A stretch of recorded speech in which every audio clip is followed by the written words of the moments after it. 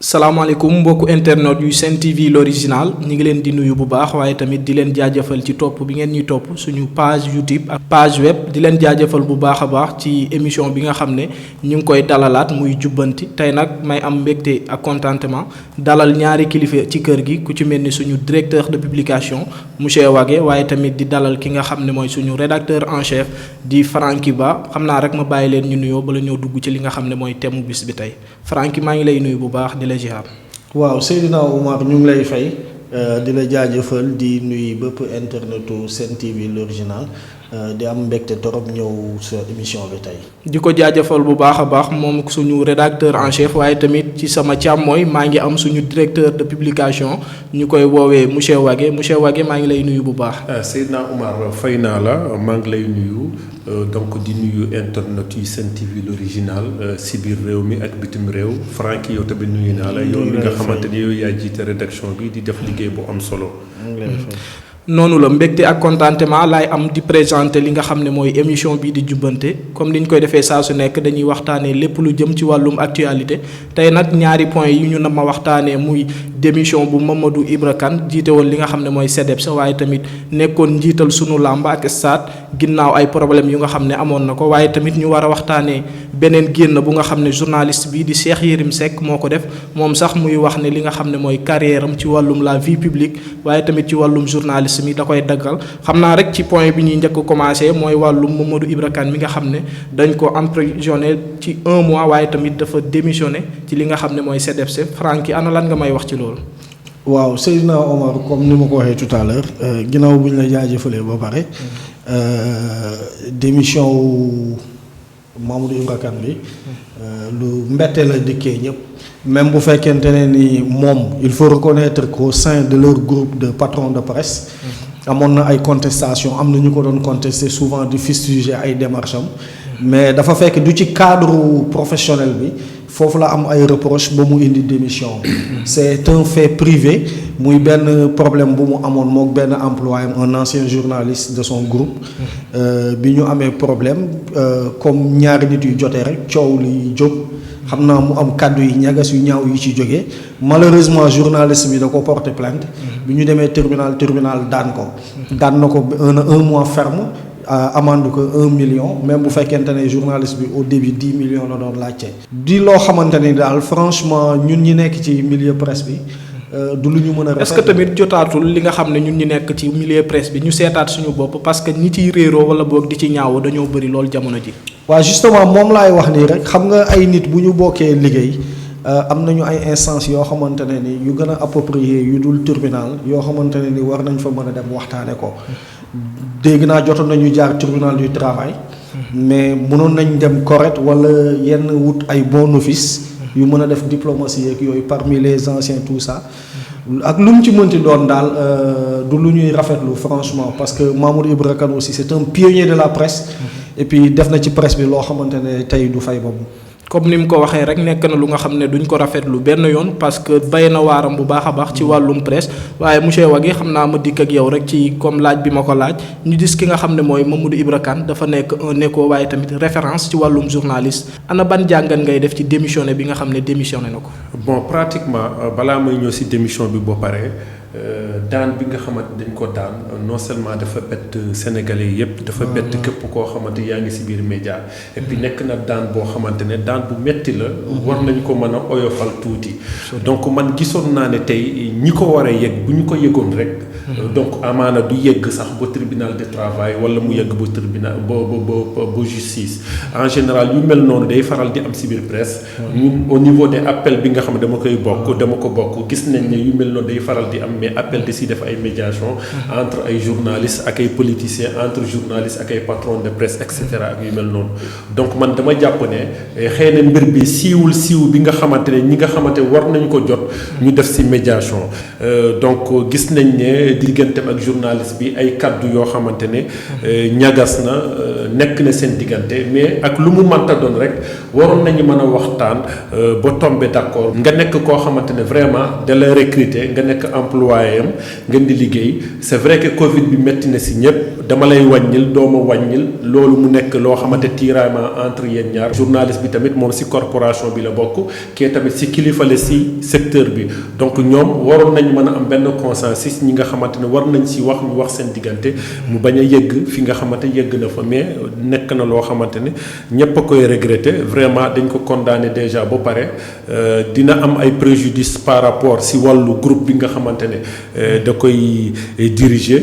aussi ak yeneen fànn yoo xamante ne donc loolu ñëpp a ko xam si wàllu presse moo xam si wàllu carte bu bees bi ak yeneen quoi. sànq yaa ngi wax lu am solo mooy ci wàllum appel boobu nga xam ne yow da nga ciy nekk kenn ku am jëmm lool ci organisation boobu est-ce que yéen tamit jàppoo ne loolu lejjateef la seen côté ngeen waroon a dox médiation mais malheureusement tribunal moo ci mujj aju. man sincèrement maa ngi soog a yëg affaire bi verdict bi muy génnee man masumaa yëg ne Mamadou Ibra Kane dafa am problème ak benn employé am. maa ngi koy soog a yëg quoi. ba léegi médiation weesuwul donc am na ay organisme yu bari yu fi nekk donc war nañ mën a jéem a xool am solution boo xamante médiation mën a am seen diggante. donc liggéey bi mën a wéy seen diggante. mu nekk kàddu yu nga xam ne waaw bu dee daa am loo ci yokk rek moom sax nee na day def appel donc bu defee appel fii ak muy def appel. waxtaan mën naa am ci diggante bi ñu dellu soit à de bons sentiments moom moo gën. bu ma nee rafet moo gën. moo gën wax dëgg yàlla sincèrement bu ma nee rafet moo gën quoi. mu nekk lu nga xam ne journaliste yëpp loolu lañ bëgg waaye tamit képp ku nga xam ne yaa ngi yëngu ci wàllum presse mooy diggante yi gën a ratax waaye tamit jàmm gën ci am ñi ñaan rek ñaari camp yëpp ñu doxal li nga xam ne mooy jàmm waaye tamit waxtaanee ko ba coow li du jóg. ñu jàll ci beneen suñu deuxième point muy waxtaan wi nga xam ne war nañ ko waxtaanee aussi mu jëm ci génnu ki nga xam ne mooy Cheikh Yérim Seck ginnaaw bi mu defee benn vidéo démb ci guddi di xamle ne li jëm ci carrière am journalistique waaye tamit ci la vie publique da koy dakkal ba ci kanam dara warulu ko nag lu dul doomam ji nga xam ne ginnaaw bi ko yoon tegee loxo ci wàllum viol jamono ji moom sax bàyyi nañ ko waaye ki nga xam ne mooy journaliste bi mi ngi génnee ay kaddu rek di xamle ne vie am moom ci wàllum politique waaye tamit ci wàllum la vie publique da koy bàyyindiku ba ci kanam ak kanam ana ban jàngat nga def ci loolu Franky en tant que journaliste waaye tamit sa confrère mu bàyyi li nga xam ne mooy métier bi. waaw Seydina Omar man par rapport ak kaw Cheikh Yérim Seck bi damay commencer d'abord par wax ni xam nga nit dafay am modestie nit dafay baax tuuti nga modeste savoir raison garder devant toute situation. donc am na situation yoo xamante ne bu ñëwee tu dois pouvoir en faire face en tant que responsable. mais décider de mettre entre parenthèses sa carrière ou bien sa vie publique ndax am na yu fi jotoon a jaar muy moom ba mbir mi ñëw tey doomam aussi ñu gisaat ko ci cas yu mel noonu man personnellement je trouve pas de raison pour expliquer ça gisuma ay raison yu mën a expliquer loolu noonu maintenant aussi bu ñu xoolee vidéo bi mu def moom argument yi mu joxe c'est à se demander est-ce que c'est des arguments publics parce que li mu wax argument yi mu joxe yëpp yi tax tey mu ne il va mettre entre parenthèses sa carrière publique nu mu tuddati ses sorties publiques c'est des choses yoo xamante ne c'est privé moom li histoire bi fi xewoon ci moom ay années ci ginnaaw c'était dans un cadre privé doom ji également li xew c'était dans un cadre privé donc moom loolu question boobu sax la ñëpp di posé wu vu que li nga xam ne li ko dal du ci wàllum liggéeyam mënoon na wóoyal li nga xam ne mooy liggéeyam mais malheureusement dafa souhaité wala boog dafa décider li nga xam ne mooy dagg carrière bi loolu tamit gars yi ñu ngi koy ñaawlu bu baax a baax. waaw non xam nga Cheikh Yérim moom c'est un bon communicant quoi qu'on puisse dire c'est un bon communicateur Cheikh Yérim te c'est un bon businessman également. loolu il faut ñu nangul ko donc Cheikh Yérim ak ay décision moom defe naa moom sax wax na ko ci vidéo bi ndax nee na day tijji ji ab cabinet de communication et de lobbying. je pense que dafa changer stratégie de communiquer. ñi nga xamante ne par exemple noonu la bëgg a waxee ak sénégalais ak ni nga xam ne noonu la bëgg a doxalee ak sénégalais. xam nga li mu bëgg a def noonu lobbying dafa laaj sutura. gis nga travail de lobbying ci suuf lay xewee kenn du ko defee ci kaw. mënuloo nekk di occuper les médias tu es tout le temps dans la vie publique comme ça là ba pare ngay bëgg a def ay travail de lobbying ak yooyu noonu non seulement ci suuf lañ ko war a defee ci sutura mais également mën na indi ay lu ñuy woowee confrontation d'intérêt ndax tey mën ngaa nekk ci benn média mën nga am benn pouvoir nga décrocher benn média am sa benn client boobu te da nga ko war a défendre tout ça loolu yëpp mën na nekk. kon daal da nga jàpp ne décision bi nga xam ne Cheikh Yérim Seck jël na ko nekkul lu nga xam ne lu naturel la mais am na lu nga xam ne moo ko poussé mu jël ko. pour l'instant xam nga bépp décision bu nit jël rek dafa am cause am na lan moo tax mais man pour l'instant d'après fi ma yem ci ay information ak ni ma xamee nit ki à travers les médias je mets ça juste dans le cadre de la communication. dama jàpp ne communication la rek bu muy def et puis comme ni ko monsieur Wagué waxee tout à l'heure aussi peut-être qu'il a bien étudié la situation et puis il est en posture de changer de position pour indi beneen xeetu communication bu bees au Sénégal. Je rappelle que ñi ngi ci émission bi nga xam ne mooy jubbanti comme ni ñu koy defee saa su nekk dañuy waxtaanee ci lépp lu jëm ci wàllum actualité tey nag ñi ngi ci suñu deuxième point ñeewal ki nga xam ne mooy sorti Cheikh Yérim Seck bi monsieur Wagué en tant que yow directeur de publication nga gis sa confrère bàyyi li nga xam ne mooy métier bi loolu tamit est-ce que du nekk un vide par rapport ak l'information waaye tamit askan wi est-ce que duñ ko yëg bu baax a baax. bon man je pense que li may njëkk a wax sama confrère Franck li muy wax foofu lay njëkkee mooy lan dafa communiquer ci biir vidéo bi mu am ay facettes yu bari yoo xamante ne feeñal na ko ci biir vidéo bi man pour man vidéo bi war na mën a ñàkk tey boo xoolee moom li nga xamante moom mooy njëlbeenu vidéo bi dafa wax ne doomam yaayam ak ay jabaram. waaw mais loolu concerné wul sénégalais yi. xam naa sax loolu dina ci ñëwaat bu baax loolu concerné wul sénégalais yi donc moom bu fekkee dafa am devoir boo xamante ne dafa ko waroon digganteem ak famille am loolu da ko waroon def lu jiitu média bi terewu ko def. donc boo xoolee moom dafa jël tort bi teg ko 20 ans de carrière bi nga xamante ne moom moo ko def gis nañu koo xam ne def na 40 ans de carrière te li ko war ak famille am moo koy def. donc ça n'a rien à voir nit mën nga nekk ci média ku raw Cheikh Yérim Seck yaa ngi ci biir média di def sa devoir vers sa famille. du tere yaa ngi def sa liggéey ci biir média bi renoncé aussi et puis moom nekkam patriote man pour man lu ñu war a seetaat la yonent bi wax na ko nee na bugg sa réew ci pas-pas la bokk ci gëm yàlla la bokk man gisuma moom liggéey bu pertinent bi muy def depuis plusieurs années ñëpp xam ne ay analyses yu pertinent lay def liggéey bu am solo lay def lépp lu xew ci biir réew mi nit ñi bëgg ñu Cheikh Yérim Seck na ci addu mais mu dem mu bëgg loolu bàyyi loolu yépp donc man gis naa ne nekkam patriote dafa des donc côté boobu moom wax na ne sénégalais nañ ko nangul man gis naa ne point boobu duñ ko nangul point boobu donc boo demee ba ci biir tamit ci communication bi nga xam ne def na ko wax na ne Yérim Post moo xam et cetera Dakar et cetera da koy désactiver loolu lu mu intéressé sénégalais yi loolu business la donc gis naa ne xeetu communication boo xam ne def na ko par rapport ak ñaari support yooyu donc lan la ci jublu lan la ci soxla ban stratégie la ci soxla loolu moom moo ko xam ak yàlla gis nañ ni loolu tamit feeñ na ci biir communication bi donc aussi moom bu waxee lépp day retiré wu ci lépp loo xamante ni lu public la moo xam wàllu média la et cetera yu mel noonu non man dama gis ne retiré wu boppam dafa changer stratégie moom da ko bëgg a def ci suuf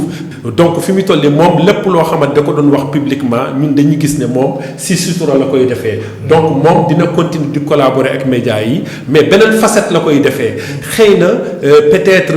mooy sama confrère Francky ni mu ko waxee tamit ñëpp xam nañ ne moom day communiquer mais businessman la donc boo xoolee Sénégal média amul xaalis tey par exemple képp koo xamante ne chroniqueur nga wala képp koo xamante ne da ngay faral di def ay contribution wala dañ lay invité ay plateau yooyu yaay débrouiller sa bopp nga dem mais médias yi duñ la jox dara. xëy na peut-être dafa gis ne moom loolu c'est pas rentable donc médias yi dañ koy exploiter loolu moo tax mu ne day fay changer stratégie moom mu dem créer yëfu boppam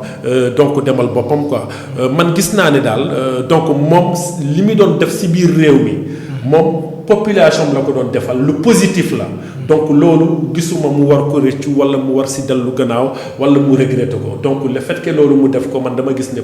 patriotisme dafa des. patriotisme dafa des bu baax a baax waaye xam naa rek fi may ñëwaat addu Franck yow en tant que ki nga xam ne mooy rédacteur en chef waaye tamit nga yor li nga xam ne mooy njaboot est-ce que jàpp nga ne wàllum liggéey mën na tax ba ni nga war a veiller ci sa famille ak ci sa njaboot tamit dina des. waaw da nga may ma dellu si waat tuuti rek pour gën a éclaircir un tout petit peu kii fi suñu directeur de publication fi muy waxee monsieur Wagué man mii dama xaw a am vision bu xaw a mel ni moom ci tuuti ndax xam nga ci vidéo bi buñ ko jàngataatee tuuti on a comme l'impression que Cheikh Yérim Seck il se décharge c'est-à-dire tey li ko dal ak li dal doomam la wàllum liggéey la faute incombe à l'opinion publique maanaam askan wi mbooloo mi te nag bu dee dañuy waxante dëgg rek comme ni ma ko waxee moom la ko dal ça s'est passé dans un espace privé kenn yóbbu ko fa moom moo fa yóbbu boppam doomam également c'est la même chose opinion bi bu fekkente ne presse bi la mere wala opinion bi niñ ko commentaire niñ ci waxee nañ jàpp ni seen avis lañ joxee rek et puis ay fait rek la ñu joxe créé wuñu sosaluñu ko waxaluñu ko dara te ñoom ñaar ñi yëpp muy moom muy doomam ku ci nekk da ngaa dem devant la justice yoon mu daan la yoon daan la ne yow yaay fautif yow yaa def donc foofu lépp clair na quoi amuñu dara lu ñuy wax opinion. Francky foofu man li ma fay yóbbu. marché du jógee fi mu nekk dem fekk si la sa biir kër. képp ku dem marché yow yaa tàgge sa bopp donc loolu c'est-à-dire moom dafa nekk si média moom li ko dal ak doomam. donc loolu comme ni nga ko waxee espace privé la xewee mais bu amee même tey koo xamante ne sax amoo tur boo defee lu mel noonu sax suba da ngay xëy donc mu nekk buzz ci biir presse bi moom ci boppam nee na xaw ma bu ñu waxee Cheikh Yérim Seck wala bu ñu waxee doomu Cheikh Yérim nit ñi dañ koy sëqatoo et cetera moom moo def boppam buzz mais kenn utul ci moom buzz loolu il faut que mu leer ko il faut que mu leer ko moom moo def loo xamante nit ñi wax ko bu ko deful woon nit ñi duñ ko wax et puis man gisuma vidéo bi mu def sax mu war ko def fi mu toll nii dafa sulliwaat lu doon nelaw donc dafa permettre Sénégalais yi seen xel dem ci problème bi muy amoon problème procès am aussi encore problème bu doomam moom mënoon na noppi rek bu dee li muy wax dëgg la ci moom doomam bi muy génnee mu bàyyi génn na dafay créer cabinet mu créer cabinet day jaay Dakaractu mu jaay Dakaractu Yérim Post da koy supprimer mu bàyyi noonu bu dee moom li muy wax dëgg la ci moom mu waa bañ a prononcé wu benn yoon mu bañ a prononcé wu benn mais gis nañ ne communication moo nekk ci biiram donc et puis dafa joxoñu baaraamu tuuma sénégalais yi parce que dafa ne sénégalais yi nañ ko wàcc sénégalais yi defuñu ko dara defuñu ko dara il faut que nit ñi taxaw def seetlu Cheikh Yérim Seck vidéo bi nga xam ne def na ko donc moom fi mu toll nii dafa am communication boo xamante da ko bëgg a orienter à sa propre personne par rapport xëy na business bi nga xamante moom da koy ñëw def xëy na peut-être business yi nga xamante nekkoon na ci te mu bëgg a débarrasser aussi business yooyu donc bëgg a victimiser wu par rapport sénégalais yi donc am na loo xam ne nañ ko nangul nañ ko bàyyi et cetera te loo xamante ne comme ni nga ko waxee lu privé la romb na donc loolu waroon na ko mën a bàyyi noonu donc Sénégal lañu nekk média bi dafa évoluer ku def ñu wax ko ñu bind ko bu dee citoyen nga wala ci média nga nekk bu ko deful woon donc kenn du ci bind quoi donc nit ñi fàtte woon nañu affaire bi mais moom moo ko andiwaat mu beesaat. nit ñi fàtte woon nañ li nga xam ne mooy affaire bi mais moom moo ko andiwaat lu beesaat mu nekk kaddu monsieur Wagué mais man xam naa fi may àddu rek mooy ci wàllum vidéo bi man jàpp naa ne mënoon na ñàkk parce que dem bay wax ne ni nga waroon a toppatoo sa njaboot defoo ko waaye tamit sa yaay bi nga xam ne dafa màggat en quelque sorte dafa nekk nga xam ne dafa xawi suturaam ci li nga xam ne mooy l'opinion publique sénégalaise loolu tamit est-ce que nekkul lu ñaaw à travers la personne de Cheikh Yérim Seck. devoir am mu def média te deful média bi nga xamante ne da si war a toll di ko def da ko waroon def média bi waru ko mën a éloigner ak famille am donc loolu xëy na da ko def prétexte la rek est-ce que moom bu bàyyee média bi dina permettre est-ce que dina continuer def devoiram donc man gisuma lu si yoonu média bi gisuma lu yoonu sénégalais yi si loolu donc moo waroon def devoiram bi mu ko waroon def te defu ko ça n'a rien à voir avec média bi moom bi muy dem si média bi wala di ubbi groupe de presse kan moo ne da def média kan moo ne def journalisme kenn waxu ko na def journalisme donc moom moo xoolal boppam mu doyal ko boppam mu def ko et puis li muy def ci média bi ñépp a ko reconnaître lu positif la malgré que ak li fi romb yépp ak daan bi ñu ko daan moom ak doomam yépp mais terewul nit ñi ba léegi estimer nañ ko buy wax ci télé wala bu ñu xamee ne Cheikh Yérim Seck day ñëw prononcé aussi benn mbir ñépp a koy déglu donc ay analyse yu pertinent lay def quoi bu nekkee ci biir réew mi donc man je vois que loolu yokkute la sa biir réew waroo renoncé wu ci loolu donc man gis naa ne daal comme ni ma ko waxee daal patriotisme bi daal dafa des daal. mooy li mu wax rek fi mu daanelee fa lay tàmbalee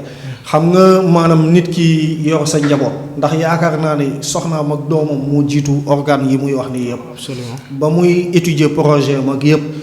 ba war a engagé wu ci ay groupe de communication wala dans la vie publique il devait faire le pour et le contre. moom xamoon na ni ci kaw loolu amoon na lu ma war ak sama njaboot. donc war naa mën a fexe ba aménager wu ba nga xamante ne ni li ma war ak sama njaboot du ma yàqal dara ci sama liggéey mais mine de rien yaa ngi fi nekk ci àll bi di guerre di xeex te teewul ñu ngi ils prennent en charge leur famille. Absolument. Encore une fois mooy li ma wax rek maanaam nit da nga war a modeste et puis savoir reconnaître savoir assumer tes responsabilités. bu fekkente ne ni liggéeyam dem na ba tey moom mu yaakaar ne na mu yaree njabootam na mu waroon yaree njabootam yareelu leen noonu en fait autocritique boppam la war a def dafa war a tëju ci biir néegam moom kese ak seetuwam. mu xoolaat boppam mais doo génn publiquement comme ça. bañ si di mettre en mal l'opinion naan askan wi tout ça là alors que moom bi muy créé tey Dakaractu wala Yerim Post il n'avait pas fait de vidéo pour wane ni pour wax ni day créer Dakaractu wala day créer Yerim Post.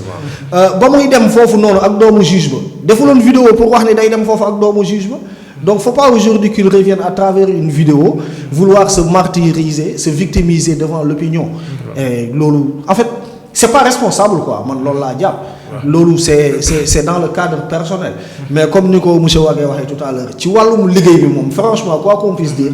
il a participé à l'essor de la vie médiatique. Est-ce que Diapone tamit nekk na une grande perte ci li nga xam ne mooy wàllum média Sénégal? Ah non, perte ñu. xam nga lu tax ma ne la perte. média bi moom dafay. média bi mu ngi média dafa yàgg bi mu tàmbalee. mais tamit moom dafa nekk nit ku nga xam ne à travers ay sortim da doon def ay révélations moo yu tax am ma ne la comme ni ko Wagé waxee tout à l'heure c'est-à-dire dafa bàyyi yoon bi dem jaar ci yoon bee mais mu ngi fi ba léegi tey Cheikh Yérim dootoo ko gisati ay postom ay chronique am ci Yerim Post ak yooyu tout ça là bu jaayee ay paaru Dakaractu mu ngi continuer di dox. bu arrêté Yerim Post d'accord Yerim Post arrêté na. cabinet bi muy tijji ji ëllëg. mais il va communiquer à travers ce cabinet. moom sax wax na ko dina liggéey ak ñenn ci wàllum communication ci wàllum lobbying toujours pour dire que rek comme ni ngeen ko waxee sànq moom beneen posture la jël waaye li nga xam ne mooy wàllum média ak wàllum communication ba tey bàyyiwu ko. xam nga vidéo la dañuy téye dal Cheikh Yérim Seck nañ ko xool ba si kanam. man je pense que loolu la ko nañ xool ba si kanam quoi. waay nañ ko xool ba si kanam xam naa nag li ñu cëreloon ci waxtu léegi mu jeex. ma bàyyi la rek nga tàggatoo Franky ak mbokku internet yu Sen TV l'original. waaw juste remercier la yow d'abord jaajëfal la. émission bi jubbanti c'est la première fois ñu invité ma ci. et puis di gis ni c'est une émission très pertinente et puis crédible. bu loolu weesoo aussi remercier suñu mbokku.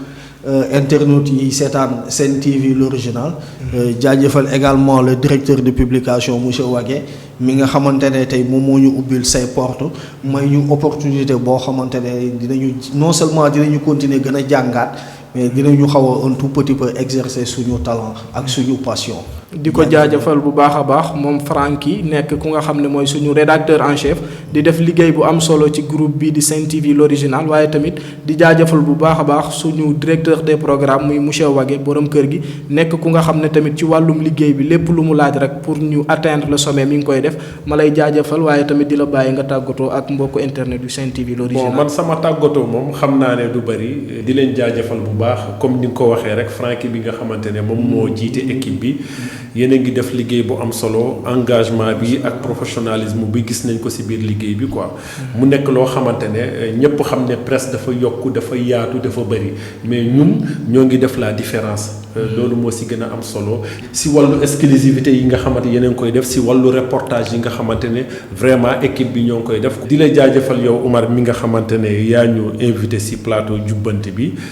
donc ñuy rafetlu sa émission bi mu nekk émission boo xamante ne amal na Sénégalais yi njëriñ donc di leen jaajëfal bu baax. di ko jaajëfal bu baax a baax moom monsieur Wagé nekk ki nga xam ne mooy njiital kër gi waaye tamit di jaajëfal bu baax a baax Babacar Franky Ba moom mi nga xam ne tamit moo nekkoon sama ndeyjoor ñu doon waxtaanee ñaari thèmes bokk na ci sortie bi nga xam ne Cheikh Yérim Seck def na ko waaye tamit li nga xam ne mooy décision bi Mamadou Ibra Kane jël démissionné ci wàllum CDEPS waaye tamit di jaajëfal bu baax a baax ki nga xam ne mooy sama caméra woman de la République laa koy woowee Fatima Sall lépp loo leen fi gis ci ay image yu rafet rek moom la mbokku internet yu Sen TV l'original seen émission jubbante la woon di leen dox dig daje beneen yoon ci yeneen actualité merci beaucoup